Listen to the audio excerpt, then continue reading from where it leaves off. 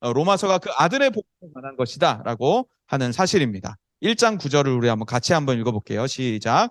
내가 그의 아들의 복음 안에서 내 심령으로 섬기는 하나님이 나의 증인이 되시거니와 항상 내 기도에 쉬지 않고 너희를 말하며.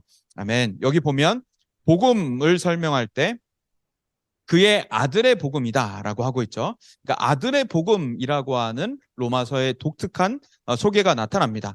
그래서 사도 바울은 로마 교회 편지를 보내면서 아들의 복음이라면서 자신이 전하고자 하는 이 복음이 아들의 복음이다라고 하는 것을 선언하고 있죠. 1장 1절을 시작하면서는 하나님의 복음이다라고 했는데 1장 2절에서는 이 복음은이라고 하죠. 그러니까 그 하나님의 복음은 하나님의 복음이라고 하는 이 복음은 하나님이 선지자들을 통하여 그러니까 구약 전체를 관통하여서 아들에 관하여 말하고 있다라고 얘기를 합니다. 그러니까 하나님의 복음, 복음하면 우리는 하나님의 복음으로 이해를 쉽게 하죠. 그 하나님의 복음은 이 복음은 구약의 선지자들을 통하여서 구약 전체를 관통하는 복음인데 그것이 바로 아들에 관하여서 말하고 있다라고 하는 것이죠. 그리고 3절에도 보면 아들에 관하여라고 말하고 4절에도 보면 하나님의 아들로 선포되셨다라고 하면서 사도 바울이 지금 전하고자 하는 이 복음이 구약을 관통해서 사복음서를 관통하면서 아들의 복음에 관한 것을 나는 지금 쓰는 것이다라고 이야기를 합니다.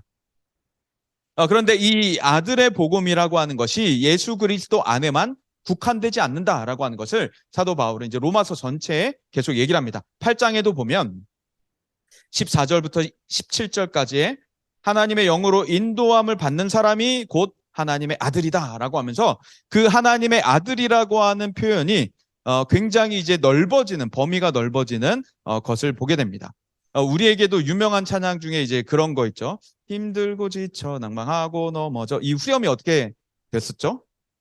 이 찬양의 후렴이 너는 내 아들이라. 그렇죠? 너는 내 아들이라. 오늘날 내가 너를 낳았도다. 근데 이 찬양을 부른 분이 한동안 한국교회에서 조금 곤혹을 치르셨습니다. 왜냐하면 너는 내 아들이라라고 하는 이 선언, 시편의 이 선언은 사실 예수 그리스도를 향해 있었거든요.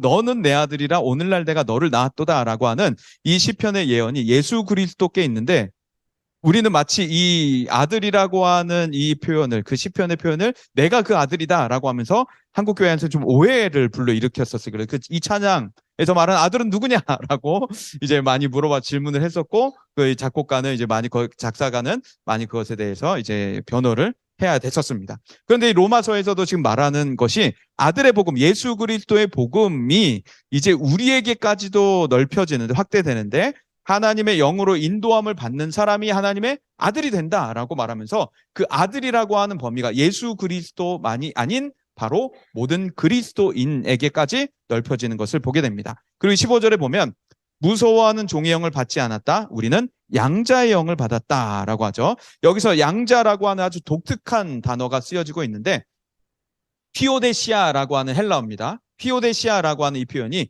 입양이라고 하는 표현이에요. 입양됐다. 그래서 입양된 양자, 양녀가 바로 우리의 존재, 신분이다라고 밝히고 있는 것이죠. 그래서 우리는 하나님께 양자, 양녀가 되어서 입양되어서 우리도 이제 예수 그리스도께서 그러셨던 것처럼 하나님을 아빠라고 부를 수 있게 되었다. 아빠, 아버지라고 부를 수 있게 되었다라고 말합니다. 16절에도 보면 성령이 이것을 증언한다. 우리의 영과 더불어 우리가 하나님의 영인 것을 하나님의 자녀인 것을 증언한다라고 말하고 17절에 보면 자녀는 상속자다라고까지 말하고 있는 것이죠. 자녀는 상속자다라고 말하면서 시편에도 보면 내게 구하라 내게 구하라라고 하면서 허락한 이 땅의 모든 것을 너에게 주겠다라고 하는 하나님의 그 상속자 하나님의 기업을 상속하는 그 아들이 바로 우리에게까지도 적용된다라고 하는 것을 로마서가 지금 선언하는 것입니다. 그래서 예수 그리스도께만 국한되어 있었던 그 아들의 영광, 아들의 풍성함, 아들의 부요함이 바로 우리에게까지 그 특혜와 혜택 모든 것들이 바로 우리에게까지 확대되었다라고 얘기를 합니다. 그래서 사도 바울은 지금 아들의 복음, 예수 그리스도의 복음을 설명하다가 무엇을 확대하냐면 그 아들의 범위, 예수 그리스도가 독생자이셨는데 그 예수 그리스도, 독생자이신 예수 그리스도를 통해 우리 모두가 하나님께로 입양되었다라고 하는 것을 말하고 있는 겁니다. 그래서 우리가 아버지의 아버지 하나님의 양자와 양녀가 되었다라고 하는 것을 계속해서 선언을 하고 있는 것이죠. 그래서 이제 제임스 패커라고 하는 사람이 뭐라고 말했냐면 입양에 관한 첫 번째 요점은 복음이 제공하는 가장 높은 특권이라는 점이다라고 얘기를 합니다. 그래서 이 입양이라고 하는 이 교리가 복음이 전하고 있는 복음이 제공하는 가장 높은 우리의 특권이다라고 얘기를 합니다. 그래서 이제 심지어 칭의보다 더 높기까지 하다라고 말하면서 이 양자됨에 대한 이 애찬을 막 늘어놓았죠. 그래서 이 우리가 양자되었다라고 하는 이 사실이 실로 이제 엄청난 많은 예수 그리스도의 지위와 특권이 우리와도 함께한다라고 하는 것을 알려주는 겁니다. 그래서 예수 그리스도만 부요해지는 것이 아니라 우리까지도 부요해졌다라고 얘기를 하는 것이죠. 그래서 우리 부서에 있는 교육부 아이들도 예수 그리스도로 인해서 부요해진 사람들이 되었다라고 하는 선언이 바로 이 로마서에서 말해주고 있는 것입니다. 그래서 이제 로마서의 대략적인 개요를 다음 페이지에서 살펴보면요. 형식은 서신 잘 알려진 대로 편지의 형태로 쓰여져 있죠.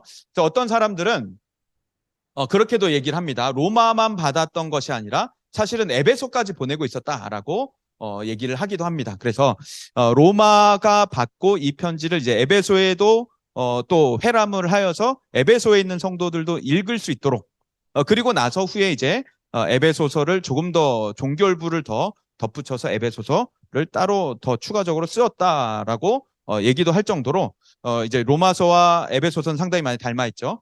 그리고 로마에 보내는 편지, 로마 교회 안에 있는 사람들에게 성도들에게 편지를 보냅니다. 발신자는 바울이고 수신자는 로마 교회. 로마 교회의 기원은 잘 나타나지 않습니다. 그리고 바울이 설립한 교회가 아니다라고 하는 것을 우리에게 알려주고 있죠.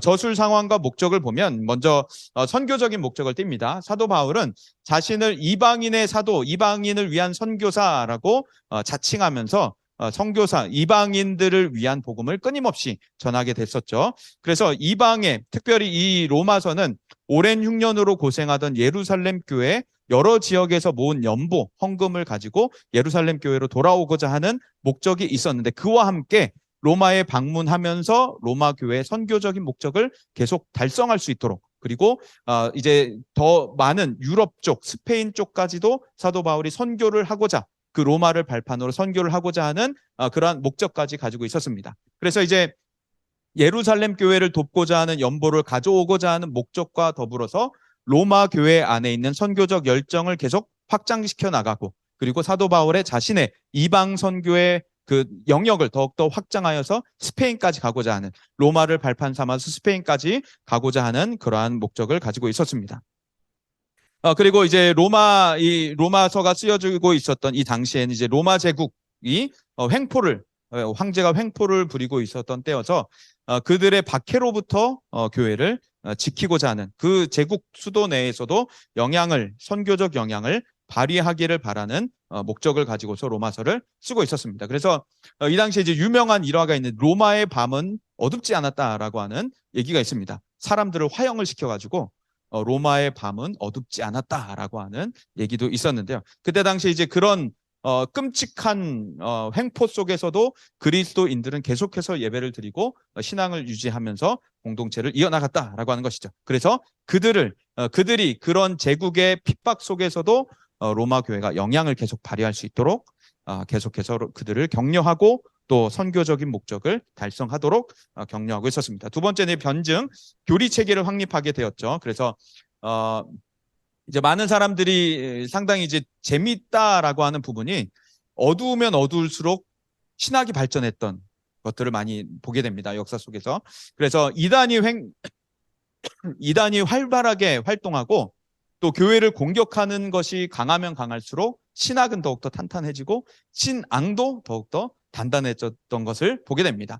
그래서 이 당시에 이제 교회에 대한 외부로부터의 공격이 사상적 또 종교적, 신학적 공격이 너무도 많다 보니까 사도 바울은 그들에 대한 변증으로 교리 체계를 세워나갑니다. 당시에 로마 안에 약 100만 명의 인구가 있었을 것으로 추정을 하고 그중에 4에서 5만 명이 유대인이었을 것이다 라고 얘기를 하는데요. 그러다 보니까 이 로마 도시 안에 있었던 유대인들이 기독교로 들어오는 일들이 있었습니다. 그러니까 이 로마 교회가 유대인들을 받는 데 있어서 저들을 우리가 어떻게 받을까? 어떤 절차로 받을까? 이런저런 고민을 하다가 이제 율법적인 강요들을 많이 하곤 했었어요. 우리도 이제 그렇겠죠. 유교에 심취해 있던 분이 들어오게 됐을 때 또 조금 민감한 사안이지만 이제 이단에 잠시 다녔던 분이 우리 교회로 돌아왔을 때 우리는 어떤 절차를 그에게 거쳐야 할까? 이런 이제 고민들을 하게 됐죠. 로마 교회 역시 마찬가지였습니다. 그래서 이방인들이 들어오게 될 경우 그리고 또 그들에 대한 율법적인 강요 또 기독교적인 어떤 부분들이 그에게 필요할까라고 했을 때 바울은 그래서 이 로마 교회 안에 그들을 위한 변증, 교회를 위한 변증이 필요했었고 그래서 교리 체계를 확립하게 됩니다. 목회적인 관점이 있었는데 16장에 보면 베베를 일꾼으로 소개하면서 베베를 받아들이고 베베와 함께 동역할 것을 당부를 합니다. 그리고 이제 제국의 박해 속에서 그리고 로마의 타락한 문화 속에서 타락한 사상 속에서 교회가 거룩하게 존재해 나갈 수 있도록 그들에게 계속 말을 해였고 그다음에 이제 당시에는 이제 여러 가정교회들 형태로 있었죠. 그래서 뭐 중앙동, 양지동, 은행동 이렇게 동네 사람들마다 가정교회 형태로 모여서 예배를 드리고 있었는데 그 가정교회들이 잠재적으로 분열할 위기가 보였기 때문에 그런 분열이 일어나지 않도록 그 교회 안에 로마 교회 안에 하나됨을 위해서도 계속 이야기를 했었습니다. 구조는 한번 살펴보시면은 인간의 죄에 대한 얘기, 하나님의 은혜에 대한 얘기, 그리스도인의 삶에 대한 얘기, 하나님의 선택, 그리고 실천적인 윤리에 대한 얘기들을 나누고, 그다음에 강조점은 이제 예수 그리스도만이 우리의 희망이 된다. 그래서 우리가 하나님 아버지께로 입양되는 것이 우리의 유일한 소망이다라고 하는 얘기를 합니다. 그래서 이신칭의를 얘기하고 인간의 악함을 이야기하고 아담과 그리스도의 역할 그리고 그리스도로 인한 화목과 성화 그리고 유대인과 이방인의 관계 그리고 그리스도인과 국가의 역할에 대한 부분들을 강조를 하면서 그리스도인의 삶이 어떠해야 하는지를 이야기를 해주고 있는 것입니다. 장별로 한번 내용들을 간략하게 살펴보면요. 먼저 1장 8절에서 17절은 감사에 대한 이야기를 합니다. 그래서 로마 사람들이 전 세계에 걸쳐 믿음으로 명성을 얻게 된 것에 대한 감사를 표현하고 자신의 기도가 끊임없이 그들을 말하고 있다. 그들의 믿음을 말한다. 언젠가 방문하기를 희망한다라고 말하고 영적인 선물을 나누어 주어서 너희를 강하게 하기를 원한다. 박해가 있었기 때문에 이런 배경이 나타나는 것이죠. 그래서 로마 교회도 위안을 얻고 나도 너희의 믿음 생활을 보면서 위안을 얻기를 바란다라고 얘기를 합니다. 담임 선생님들 같은 경우 그리고 특별히 이제 부서 지도자들 같은 경우 가장 안심이 될 때면 우리 부서 아이들이 평일에도 그리스도인답게 살 때 참 평안하잖아요. 그렇죠? 아이들을 키울 때도 양말을 아이가 혼자 신기 시작할 때 이 아이가 이제 좀 인간의 구실을 하겠구나. 밥을 혼자 떠먹기 시작할 때 이 아이가 어디 가서든지 굶지 않겠구나라는 안심을 하게 되죠. 마찬가지로 사도 바울도 그래 했었어요. 그래서 로마 교회 안에 있는 성도들이 직접 갈 수 없으니 직접 지금 당장에 방문할 수 없으니 추후에 가야 하니 너희들 내가 갈 때까지 잘 살아다오. 그리스도인답게 있어다오라고 얘기를 하는 겁니다. 그래서 너희들도 그렇게 그리스도인답게 살고 있다면 이 굳은 박해 속에 핍박 속에 너희들이 신앙을 유지한다면 너희들이 이런 어려운 타락한 문화 사상 속에서도 너희들이 선교의 일을 계속해 나간다면 나는 마음이 너무 편할 것 같다. 너희도 그것을 평안으로 누리기 바란다라고 상호적인 그 유익을 이야기를 합니다. 그리고 이제 복음을 부끄러워하지 않는다. 이 복음은 모든 믿는 자에게 구원이 된다. 유대인, 헬라인 쭉쭉쭉 이야기를 하죠. 그리고 이제 본론으로 들어갑니다. 1장부터 3장까지 보면 인간의 이제 곤경을 설명을 하기 시작하죠. 편지 이제 본론의 부분에서 인간의 공경, 하나님의 진노가 진리를 막는 인간의 경건하지 않은 불의 때문에 드러나게 됐다라고 말하고 하나님은 모든 창조물을 통해 그들에게 명백히 드러난다. 인간의 생각이 허망해졌고 창조주의 영광을 피조물의 낮은 영광으로 바꿔버렸다. 이것이 이제 우리 한국뿐만 아니라 이미 성경 시대에도 이미 횡행했던 문화 모습이었습니다. 이것 때문에 하나님은 인간이 자신들의 악함 속에 빠지도록 내버려 두셨는데 성적 부도덕, 모든 종류의 불의가 포함되어서 다른 이들도 이것을 행하도록 악한 일을 행하도록 부추기고 있습니다. 그리고 사도 바울은 이것에 이제 우리가 핑계댈 수 없다라고 이야기를 하죠. 왜냐하면 그들은 스스로 이전부터 그렇게 살아왔기 때문입니다. 그런데 하나님께서 곧 이 모든 것들을 심판하실 것이다라고 이야기를 하며 그들의 모든 불의를 하나님으로부터 그들의 모든 불의는 하나님으로부터 진노와 분노를 받게 될 것이다라고 사도 바울은 진노의 약속, 심판의 약속을 말하고 있습니다. 그래서 자신이 행하던 것들로 그들은 심판을 받게 될 것이고 유대인을 그룹으로 언급하면서 율법에 순종하도록 가르치는 그 다른 자들까지도 계속해서 이야기를 합니다. 그리고 이제 그 율법주의자들에 대한 이야기를 하는데 할례가 가치 있다라고 말하는 사람들이 여전히 로마 교회를 공격을 하고 혼란스럽게 하고 있었습니다. 하지만 율법을 범하면 그들의 할례는 아무런 의미가 없다라고 말하면서 이제 할례에 대한 논증을 시작을 합니다. 그래서 율법과 복음의 관계, 율법과 그리스도의 관계, 그리고 인간의 악함들을 이야기를 합니다. 그리고 이제 3페이지 마지막 단락에 보면 디아트리베라고 하는 표현이 나왔는데 이것이 이제 사도 바울이 서신서 안에서 자주 사용하던 방법 중에 하나입니다. 이 디아트리베가 가상의 상대를 정해놔요. 가상의 상대를 정해놓고 마치 그와 대화하듯이 독백투로 어떠한 사건에 대해서 이야기를 나누는 것, 대화를 나누듯이 논쟁하고 질문하고 답하고 이런 것들 이제 서신서를 쓰면서 사도 바울이 편지를 쓰면서 가상의 상대를 정해놓은 겁니다. 마치 율법주의자가 누가 있다라고 하면 율법주의자와 대화하듯이 편지를 쓰고 있는 것이고 로마 교회를 어지럽히는 사람이 있다 하면 그 상대를 가정해놓고 가상 인물을 설정해놓고 그와 질문하고 답하듯이 논쟁하듯이 편지를 쓰고 있는 겁니다. 그래서 굉장히 그 연극을 보는 것 같은 박진감이 넘치고 굉장히 읽는데 속도도 굉장히 빠르게 그 속도감을 느끼게 되는 것이죠. 그래서 사도 바울은 이제 계속해서 자기 주장을 발전시키면서 이 디아티베를 요소를 사용하고 유대인이 무엇이 낫냐, 할례가 무엇이 낫냐라고 막 이제 목소리를 높이기 시작합니다.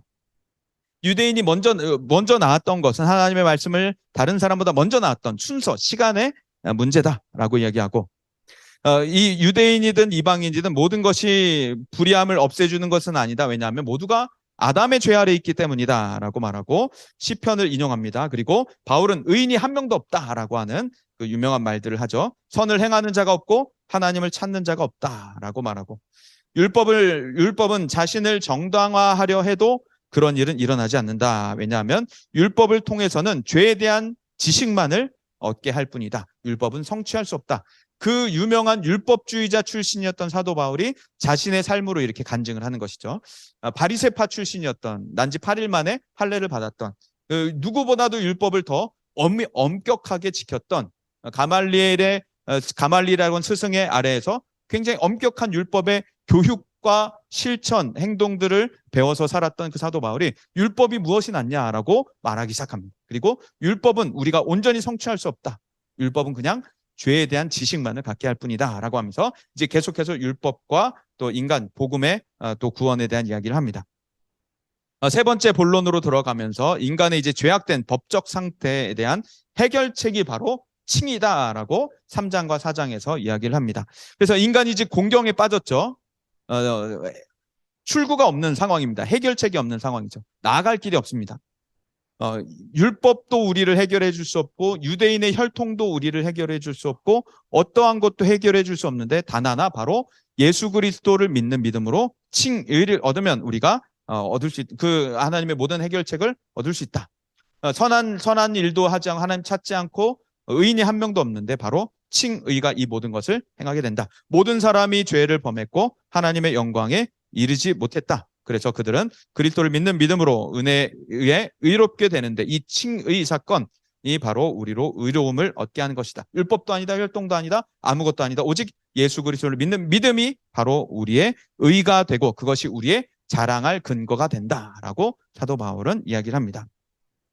계속 이제 디아트리베를 사용합니다. 그래서 아브라함이 무엇이 낫냐라고 이야기를 합니다. 그러니까 건드리지 말아야 할 선을 지금 이제 건드리기 시작합니다. 우리나라로 치면 이제 세종대왕이 뭐가 탁월하냐라고 하면 이제 대부분 한국 사람들은 발끈하죠.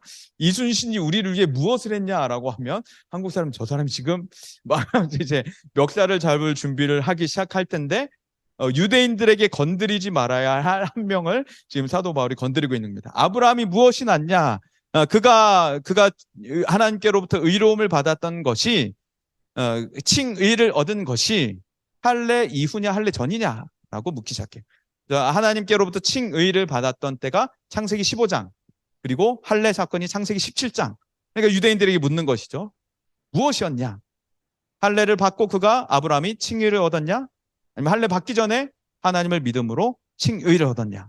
하나님을 할례를 받기 전이다. 하나님을 믿는 그 믿음 때문에 창세기 15장에서 그는 칭의를 얻었다라고 말하면서 율법도 아니다, 어떠한 것도 아니다. 우리가 그렇게 사랑하고 존경하는 아브라함조차 할례가 아닌 믿음으로 의를 얻었다라고 선언을 합니다. 그래서 성경 말씀을 일깨워 주기 시작하면서 이제 그들의 아브라함이 아닌 이제 예수 그리스도로 말미암은 상속자인 것을 계속해서 이야기를 합니다. 4번 본론으로 들어가면서 이제 칭의의 성취 그리고 성화에 대한 기대, 화목에 대한 얘기를 이제 5장에서 하기 시작합니다. 그래서 믿음으로 우리가 의롭다 하심을 받은 결과가 예수 그리스도를 통한 하나님과 화평이었던 것이죠. 우리는 언제나 불안한 사람들이었습니다. 언제나 우리에게는 숨겨놓은 죄가 있기 때문에 쫓기는 사람들이었죠. 그래서 마치 경찰을 만나면 도망가고 숨을 수밖에 없는 그런 용의자들, 현상수배범들과 같은 인생을 살았는데, 그래서 언제나 우리는 죄에 대한 긴장 그리고 불안감으로 살았었는데, 예수 그리스도로 칭의를 얻게 되면서 이 모든 불안감이 다 사라지게 되고 우리는 화평을 누리게 되었던 것이죠. 그것을 이야기를 합니다.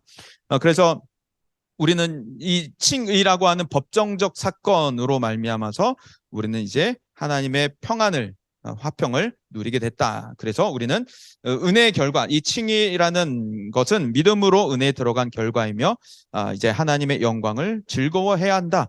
세상의 즐거움이 아닌 하나님의 즐거움을 따라라라고 말하고, 환난은 인내를, 인내는 연단을, 연단은 소망을 이룬다라고 말하면서 하나님 이 로마의 박해 속에서, 로마의 환난 속에서 너희들이 인내하고 그 인내로 말미암아서 하나님의 즐거움을, 소망을 누려라, 얻어라, 발견해라라고 이야기를 하고 있는 것입니다.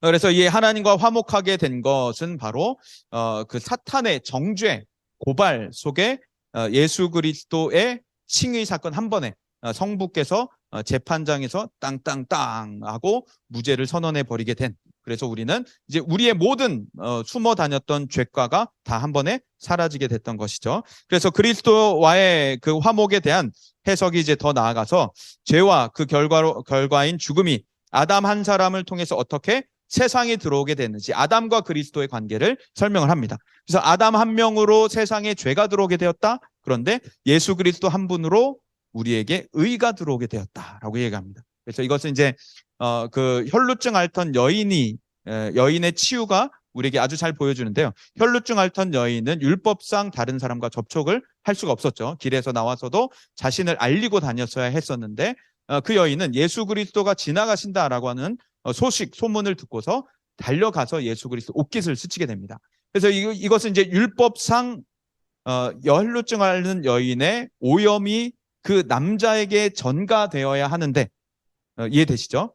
율법상으로 이 혈루증 앓던 여인의 율법의 더러움이, 율법의 저주가 남자에게 묻었어야 했는데, 이 남자, 예수 그리스도인 남자가 그 오염이 묻지 않고 오히려 치유가 여인에게 전가된, 정결이 오히려 여인에게 전가되어서 즉시로 혈루의 근원이 말라버리게 되고 여인은 병에서 치유를 받고 사회적인 관계가 치유를 받습니다. 그래서 이 여인은 이제 길에도 나다닐 수 있게 되고 사람도 만날 수 있게 되고 친구들과 손도 잡고 노래를 부를 수 있게 되는 사회적인 회복까지 일어나게 됐던 것이죠. 이것처럼 아담의 죄가 인간 세상에 들어와서 세상을 타락과 오염으로 만들어 버렸는데, 예수 그리스도께서 이 땅에 성육신하시면서 아담의 모든 죄책과 오염과 모든 부정적인 저주들을 한 번에 다 씻어버리시고 예수 그리스도의 의를 우리 가운데 선물로 주신 것이 바로 예수님께서 하신 의인의 의로운 행동이었다라고 말하는 것이죠. 한 사람의 불순종이 많은 이들을 죄인으로 만들었지만 한 사람의 순종이 많은 사람을 의인으로 만들었다라고 말합니다.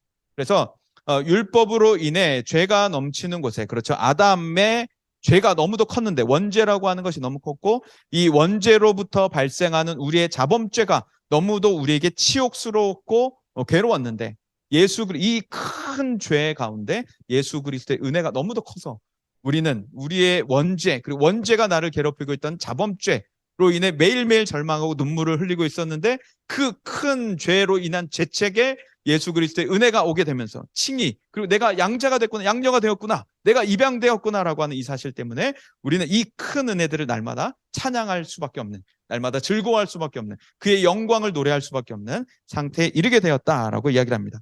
그래서 이제 6장부터 8장까지, 그래서 계속 죄를 지어야 되냐라고 또 이제 디아티르베를 사용합니다. 그렇다면 우리가 더 큰 은혜를 받기 위해서, 오늘 수요예배 은혜 너무 좋았어. 오늘 말씀과 기도 시간 너무 행복했어.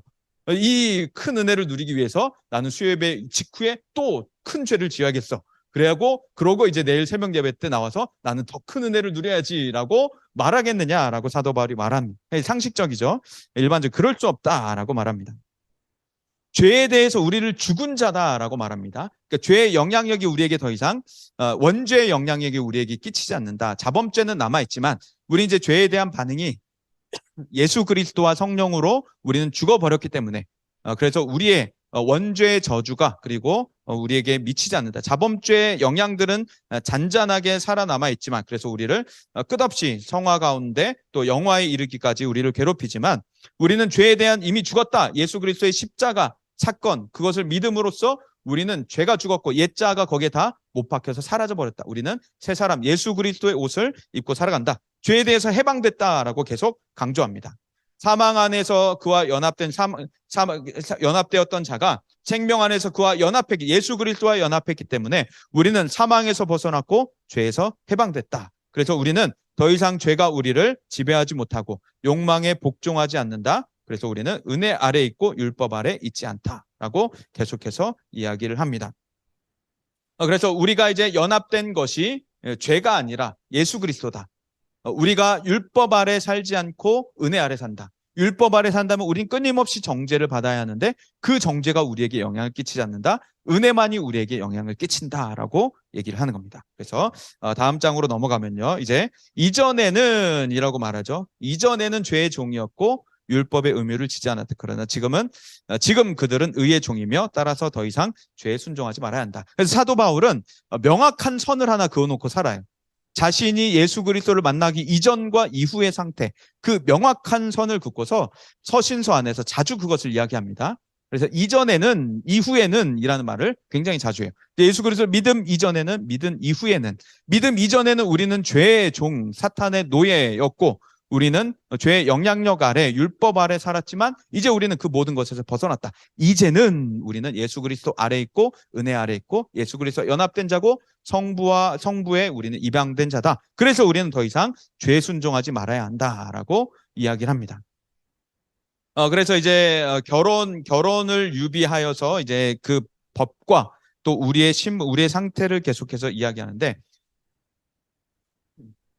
이제 이건 넘어가고 이제 그 위에서 첫 번째 단락의 마지막 줄에 보면 원함과 행함 갈등에 사도 바울이 이제 탄식하는 것이 있죠. 내가 원하는 바 선은 행하지 않고 도리어 원하지 않는 악을 행하는구나라고 말하면서 7장 19절 이제 오호라 나는 공고한 자로다라고 하는 그 유명한 탄식, 아마 많이들 경험하셨으리라 생각을 하는데요. 우리는 그러니까 원함과 행함 사이의 갈등이 우리에게는 계속해서 있는 것이죠.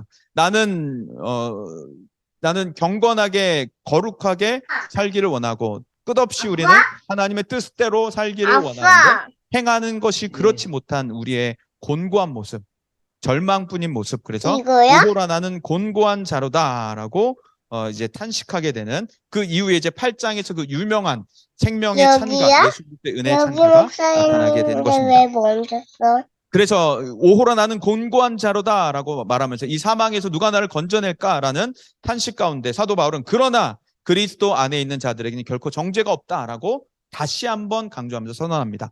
우리가 그렇게 곤고한 자라도, 우리가 원함과 행함 사이에 갈등이 있고 끊임없이 원하지 않는, 행하지 말아야 할 것들을 우리가 원하고 행한다 할지라도 우리에게는 그래도 정죄가 없다라고 다시 강조해서 선언합니다. 왜냐하면 생명의 성령의 법이 죄와 사망의 법으로부터 우리를 해방했기 때문에, 우리를 완전히 해방했기 때문에, 율법이 성취할 수 없는 것을 우리는 성취했기 때문에, 하나님으로부터 우리는 하나님의 모든 것들을 충족하는 아들을 우리가 믿었기 때문에, 양자가 되었기 때문에 우리는 다시 그 정죄 가운데 들어가지 않게 된다라고 선언을 합니다. 그래서 다음 단락으로 넘어가면 결과적으로 그들은 육신에 대해 아무런 빚도 없다, 하나님의 자녀로 부름을 받았다라고 하는 자유함이 우리에게 있다라고 말하죠. 그래서 종의 영을 내려놓는 대신 아버지를, 성부 하나님을 아바 아버지라 부르는 양자의 영을 우리가 받게 되었다. 그래서 하나님을 아버지라 부를 수 있는 사람이 되었고, 그래서 이 우리가 지금 받고 있는 하나님 나라를 상속받는 우리가 입양자들이기 때문에 우리가 지금 이 땅에서 받는 어떠한 고난도 장차올 영광과 좋게 비교할 수 없다라고 이야기를 합니다. 그래서 육신과 성령을 대조하면서 이 땅에서 우리가 환난을 당한다 할지라도 우리에게는 육신의 일을 따를 것이 아니라, 로마의 길을 따를 것이 아니라 우리는 예수의 길을 따라야 한다라고 말하면서 성령을 따라라라고 계속해서 강조하는 것이죠. 그만큼 박해가 심했다는 것입니다. 그만큼 신앙을 버리고 세상으로 가고자 하는 그러한 흔들리는 마음들, 약한 신앙들이 굉장히 많아졌다라고 하는 것이죠. 그래서 그것들을 따르지 말아라. 우리가 지금 받는 환난, 이것은 우리가 장차 다가올 하나님의 나라, 우리는 하나님의 나라를 상속받을, 하나님의 기업을 받을 사람들인데 그것과 좋게 비교할 수 없다. 이 고난을 이기자. 환난을 인내는 소망을 낳는다. 소망을 즐거워하자라고 말하면서 끊임없이 하나님을 즐거워하자라고 이야기를 하고 있는 것입니다. 그래서 이제 5페이지 이제 아래서 세 번째 단락 아래쪽에 보시면은 이제 예정에 대한 얘기를 합니다. 하나님을 사랑하며 하나님의 뜻대로 부르심을 받은 모든 것이 합력하여 선을 이룬다. 그분은 미리 아신 자들을 예정하셨다. 예정하신 자들을 부르셨다. 그러니까 우리는 하나님이 부르신 자들, 하나님이 이미 우리가 예수 믿었다고 인지하는 그 전부터 하나님은 우리를 아들, 딸 삼기 위해서 이미 정해 놓으셨었다. 그러니까 우리는 하나님의 것이었다라고 이야기를 하면서 하나님의 그 사랑에서 우리를 끊을 것이 없다라고 이야기를, 찬미를 보내는 것이죠.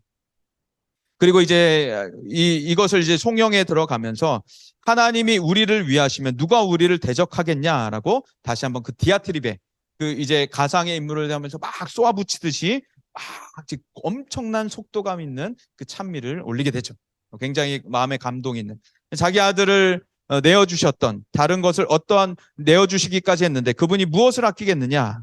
아무도 우리를 고발할 수 없다. 사탄도 고발할 수 없다. 율법도 고발할 수 없다. 황제도 고발할 수 없다. 왕도 고발할 수 없다. 세상의 어떤 지휘자들도 고발할 수 없다. 우리는 하나님께서 자유를 주셨다. 평안을 누려라. 아무도 우리를 비난할 수 없다. 사랑에서 끊을 수 없다. 심지어 시련, 고난, 박해, 기근 혹은 그 어떠한 것, 세상의 어떠한 일로도 우리를 하나님의 사랑에서 끊을 수 없다라고 이야기를 합니다. 오늘 새벽에 잠에서 깨신 분 계시죠? 사이렌이 울리면서 깨신 분 계시죠? 혹시? 네, 그런가요? 네. 그 이상하죠? 그 서울이 폭격을 당하면 성남도, 경기도도 피해를 입을 텐데 왜 서울에만 사이렌 울리죠? 저 이제 새벽에 사이렌이 울리는데 이건 보통 사이렌이 아니라는 걸 남자분들 아시잖아요. 그래서 이거는 대습 경보에 대한 사이렌이다 해서 갑자기 알림이 뜨는 거예요. 일단 대피하래요. 어린이랑 노약자들 대피하래요. 뭐 그 다짜고짜 아무 말도 없이 무슨 일이 뭐 지진이다 이런 얘기도 없이 다짜고짜 이제 공습 경보 사이렌이 울리고 대피하라는 말과 어린아이와 노약자도 우선해 주세요 하는데 뭐 어떻게 일단 짐을 뭐뭐 챙겨야 될까라는 생각을 막 하기 시작했어요. 그래서 집에 내가 갖고 가야 될, 꼭 잃어버리지 않아야 될 것들 챙기고, 그다음에 비상식량, 라면, 물들 챙기고, 일단 차를 가지고 어디로 가야 안전할까를 잠깐 머릿속으로 생각을 하고 이제 웹사이트를 들어갔는데 웹사이트가 마비된 거예요. 트래픽 초과 때문에. 뭐 웹사이트 마비되고 그래서 이제 갈 데가 없다. 이것은 우리가 하나님만을 의지해야 된다라고 생각을 하면서 이제 어디로 가야 될까? 오늘 수요일에 찬양인도도 해야 되고 저녁에 교사 모임도 있는데 그걸 내가 못 갈 수도 있겠구나 이러다가라는 이제 생각까지 하게 됐어요. 그래서 어디로 가야 될까? 어디로 가야 이제 이 공습으로부터 안전할 수 있을까라는 생각을 하다가 근데 북한이 공격 시작하면 서울 뭐 5분 안에 다 불받았는데 이거 뭐 어디 갈 필요 있나? 그냥 여기서 예배나 드릴까? 라고 이제 고민을 하다가 조금 뒤에 이제 아무 일이 일어나지 않는 거예요. 그래서 뭐 잘못된 것 같은데 잘못 들린 것 같은데 라고 생각을 했어요. 어쨌건 우리는 이렇게 북한이 쳐들어온다 하더라도 우리는 평안할 수 있는 사람들입니다. 왜냐하면 왜냐하면 평안하지 않다고요? 근데 평안할 수 있어요. 북한군이 지금 이곳에 들어온다 할지라도 어떠한 폭력적인 일이 이곳에 일어난다 할지라도 우리는 흔들리지 않을 수 있는 것이 우리는 이미 하나님의 아들, 딸이기 때문에 우리에게는 하나님의 나라가 예비되어 있기 때문에 우리는 이곳을 떠나게 되면 천국이고 이 땅을 사는 동안에도 이 세상의 어떠한 것들도 우리를 이렇다 저렇다 주장할 수 없기 때문에 하나님이 보호하시기 때문에 변호하시기 때문에 하나님이 모든 것을 막으시기 때문에 우리에게는 평안밖에 없다라고 하는 것을 로마서 8장에서 이야기를 하고 있는 것입니다. 그래서 이제 9장부터 11장까지를 보면 이스라엘은 끊임없이 하나님을 거부함에도 불구하고 하나님은 신실하시다라고 이야기를 합니다.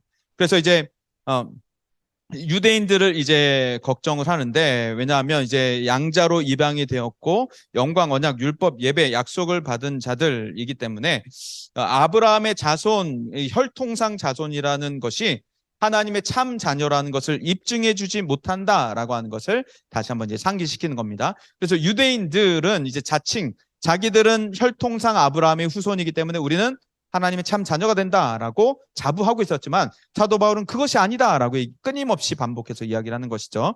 그래서 이스라엘이 이렇게 거부하지만 하나님은 신실하시다. 그래서 하나님은 자비와 긍휼을 계속해서 우리에게 베푸신다. 그래서 이 모든 것은 우리가 구원받는 것 하나님의 자녀가 되는 것은 우리의 노력, 인간의 노력이 아니라 하나님의 자비하심에 달려있는 것이다 라고 말하며 하나님을 그 유명한 이제 토기장이에 비유하는 그 비유가 여기에 나타나게 됩니다. 그래서 이제 바울은 열망하는 것이 동료 유대인들을 구원하기 위해서 열망하고 기도한다라고 이야기를 하고요. 이제 쭉 넘어가겠습니다. 그래서 7번 이제 권면에 보면 이제 개인의 행위적인 부분을 이야기를 하면서 몸은 살았으나 거룩하며 구별받은 몸을 살아있고 거룩하며 받을 만한 제물로 하나님께 드리라고 이것이 영적 예배다, 합당한 예배다라고 말을 하는 것이죠. 그래서 사도 바울이 말하고 있는 그 예배, 참된 예배, 제물은 바로 우리의 살아있는 몸, 살아있는 삶을 하나님께 통째로 드리는 것이다. 우리의 살아있는 삶을 통째로 드리는 것이 하나님의 것으로 만드는 것이 우리의 합당한 예배다라고 말하면서 그 예배의 핵심이 우리의 삶 전체가 하나님의 것이 되는 것, 우리의 삶 전체를 통째를 남김없이 조금도 남김없이 하나님께 바치는 것, 하나님의 순종하는 것, 하나님의 은혜를 따르는 것이다라고 말하며 이 세상을 본받지 말아라라고 말하죠. 마음을 새롭게 해라. 이것은 이제 우리 한국에도 지금 너무도 절실한 얘기가 되죠. 그래서 세대들에게 특별히 모든 세대에게 이 세상을 본받지 말아라라고 말해야 하는 이 순간이 우리 한국에도 도래를 했습니다. 마음을 새롭게 해야 하고 마땅히 생각할 일 품지 말아야 하고 육신 연결된 것, 육신에 있는 것이 아니라 영적인 몸을 가져야 한다. 그래서 믿음을 따라 행해라라고 말하고 이제 각자의 그리스도의 공동체를 이제 몸으로 비유하면서 어떤 이는 이것을 저것을 한다. 우리는 하나의 몸을 가졌다라고 말하면서 분열에 대한 이제 방지를 하고 있습니다. 그래서 이제 잠재적으로 가정교회들이 분열할 만한 그러니까 나는 저 사람보다 더 나은 것 같은데 저 사람은 나보다 못한 것 같은데 나는 저 사람하고 같이 하고 싶지 않아 라는 것들을 미연에 방지하도록 이것을 계속해서 이야기합니다. 저주하지 말아라. 축복해야 된다라고 말하고 스스로 복수하려고 하지 말고 박해하는 자들에게 복수하는 하나님을 믿어라. 그래서 오히려 우리를 학대하는 사람들에게 선을 행해라 라고 이야기를 합니다. 그리고 이제 다음 장으로 넘어가면서 8번에 또 이제 권면 공동체 행위에 대해서 이야기를 하죠. 그래서 개인의 행위를 말하고 공동체 행위를 말합니다. 그래서 공동체 안에서 덕과 은혜를 세울 수 있도록 이야기를 하는데 마지막 단락에 보면 예수 이제 예수님은 할례 추종자가 되신 이는 조상에게 주신 약속들을 견고하게 하시고 이방인들도 하나님께 영광을 돌리게 하셨다라고 이야기하죠. 그래서 예수님께서도 이제 할례를 따르셨는데 이것은 모든 사람을 구원하기 위한 그러니까 예수님께서도 유대인의 그 문화적인 율법적인 부분들을 존중하시면서 그들까지도 포용하시는 예수님의 모습이었다라고 얘기를 합니다. 그래서 예수 그리스도의 구원이 단 한 명도 예외하지 않고, 그러니까 우리 같으면은 보통 그렇잖아요. 바리새인 하면 우리는 딱 부정적인 마음을 갖잖아요. 바리새인, 서기관, 사두개인 뭐 이런 사람들, 제사장들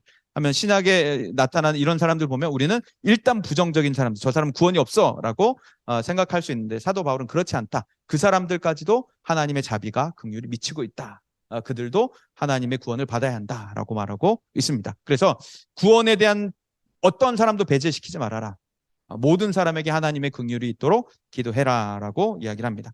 그리고 이제 마지막 9번 권면에서 사도 바울이 이제 방문하겠다라고 이야기하면서 여러 가지 이야기들, 방문에 대한 이야기들을 하고, 그리고 16장에서 이제 맺은 말을 하면서 마지막 베베를 소개하고 또 여러 사람들에게 안부를 묻게 되죠. 문안하고 안부 묻고, 그리고 이제 두 번째 문단에 가면은 한때 가르침을 받았던 것을 거스르고 분열을 조장하는, 교리를 방해하는 자들에게 경고를 합니다. 그래서 사도 바울은 이제 하나님의 긍휼과 자비도 이야기하지만 사실 공동체를 지키기 위해서 분명한 가이드라인들을 제시를 하죠. 그래서 우리 그 부서 예배에도 이제 다른 종교에서 들어와서 우리의 종교를 존중해다오라고 말하면 우리 그 부분은 존중할 수 없듯이 사도 바울도 교회 안에 분열이 일어날 만한, 그리고 기독교 교리를 방해하고 있는 것들에 대해서는 분명하게 엄중하게 경고를 하고 있습니다. 그러면서 이제 글을 마무리하고 마지막에서 이제 찬미 축복 기도로 이야기를 마치게 되는데요. 마지막 단락에 보면은 이제 이렇게 이제는 나타나신 바 되었다. 예언자들의 글로 말미암아 모든 민족이 믿었다. 순종하게 하시려고 알게 하셨다. 그 신비의 계시를 따라 복음으로 그들을 능히 견고하게 하신다. 하나님의 영광이 세세무궁하도록 있을 것이다라고 이야기를 하면서 찬양으로 이 로마서를 마치게 됩니다. 그래서 사도 바울은 이 아들의 복음이라고 하는 것이 이 교회 안에, 세계 안에 어떠한 변화를 가져왔는가. 그래서 아들의 복음은 율법 아래 있던 우리들을 율법에서 해방했고, 사망과 저주 아래 있던 우리들을 해방하여서 생명과 은혜 아래 들어가게 했다. 그래서 더 이상 율법과 어떠한 정죄도 우리에게 영향을 끼치지 않고 우리는 하나님의 아들로, 딸로서 우리는 자유하고 평안하면서 살아간다. 그래서 그 아버지 하나님이 우리를 보호하시기 때문에 로마의 어떠한 박해 속에서도, 세상 위정자들의 이야기와 또 횡포 속에서도 우리들은 평안할 수 있다. 그러니 환난은 인내는 소망을 낳으니 우리의 이 장차 비교할 수 없는 도래할 하나님의 나라를 우리가 소망하면서 이 땅을 견뎌내자라는 소망에 대한 말씀들, 그리고 하나됨을, 분열을 막는 하나됨을 강조를 하고, 그리고 바울의 가르침, 교리를 거스르는 자들에 대한 반대, 경고에 대한 이야기들을 하면서 로마서를 이제 마치게 됩니다. 그래서 아주 탁월한 교리로 변증을 할 뿐만 아니라 성도들을 위로하고 성도들에게 힘을 주고 응원을 할 수 있는 아주 따뜻한 목회도 나타날 뿐만 아니라, 그리고 기독교 복음의 전파를 위해서 자신의 목숨을 아까워하지 않았던 그런 아주 탁월한 선교자의 모습도 나타나게 되고, 그리고 무엇보다도 하나님을 진심으로 열정적으로 사랑하는 아주 귀한 예배자의 모습, 기도자의 모습까지도 나타나게 되는 바울의 모습이었습니다. 그것이 이제 로마서 안에 나타나게 되고, 이 로마서의 귀중한 복음이 우리 묵상하는 가운데서도 또 공과하는 가운데서도 우리 부서의 아이들에게 잘 흘러갈 수 있기를 바랍니다. 그래서 우리 교육부 안에서도 사도 바울과 같은 또 다른 탁월한 인물들이 나타나서 이 세상을 뒤집을 수 있는, 이 세상을 바꿀 수 있는 사람들이 우리에게서 길러질 수 있기를 소망합니다. 그래서 이제 우리 담임 목사님께서도 가끔 말씀하시는데 한 사람 담임 목사님께도 한 사람 비전 말씀 많이 하시거든요. 제자 훈련 하시면서도. 사실 기독교 역사 속에도 보면 많은 사람이 아니라 한 사람이 순종해서 나라를 뒤집어 놓았던 그런 일들이 많이 일어났던 것을 우리가 기억을 합니다. 그래서 우리 교육부 안에서도 반응하는 한 사람, 그리고 우리 아이들이 나중에 세상으로 나아가서 각자의 영역, 각자의 분야에서 한 사람, 하나님의 한 사람이 되어서 그 영역을 바꿀 수 있는, 분야를 바꿀 수 있는 사도 바울과 같은 사람들이 나타날 수 있기를 간절히 소망합니다. 네, 긴 시간 경청해 주셔서 너무 감사드리고요. 혹시 질문 같은 것이 있으실까요? 저보다 더 잘 아실 것 같긴 한데 네. 질문이 없으시죠? 그럼 우리 한 가지만 좀 합심해서 기도하고서 제가 마치도록 하겠습니다. 우리 부서 아이들 놓고 그리고 우리 부서 선생님들